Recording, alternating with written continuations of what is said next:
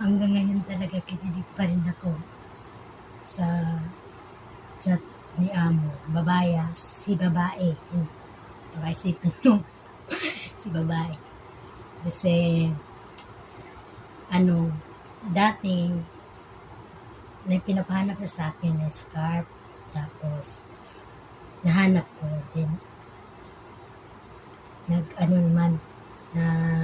Nung nakita ko, nag-I love you siya. Parang wala lang sa akin yun. Parang masaya lang ako noong time na yun. Masaya na nagulat na nag-I love you siya. Si babae. Tapos, ngayon naman, may pinapahanap naman siya, damit ulit. Pero hindi na scarf, damit. Like dress, kasi gagamitin mo. Nahanap ko na naman, nakita ko na naman siya. Tapos, nag-I love you siya kanina.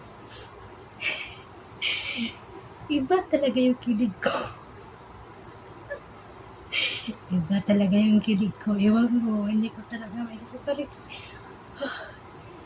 Para bang, alam mo yung para kang kinilig ng, yung tulad ba na kilig sa lalaki mo. Ganun yung naramdaman ko kay among babae na nag-I love you siya. Tapos sabay sabi, kasi nasa labas, umalis siya. Tapos ako lang kasi dito. Sinat lang niya ako na please pahanap ako ng dress ko. Kasi gagamitin daw niya. Tapos nakita ko, may chat siya na, sabi ko, ma'am, nakita ko na. I love you siya. Tapos, alam mo ba yung tuwa ko kanina? As in, tumatalon talaga ako. Wala na akong pakialam, may CCTV siya sana. Tapos sabi niya, anong gusto mo na food? Nagdala ako pag uwi ko.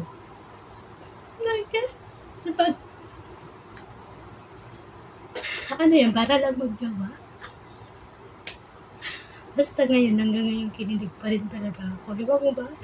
Sobra talaga ito mga amo ko. Best employer in the job. Bait talaga, sobra.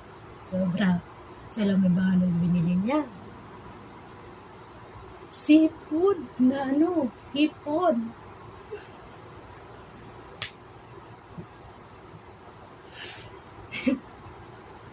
Tapos kami lang kumain dalawa.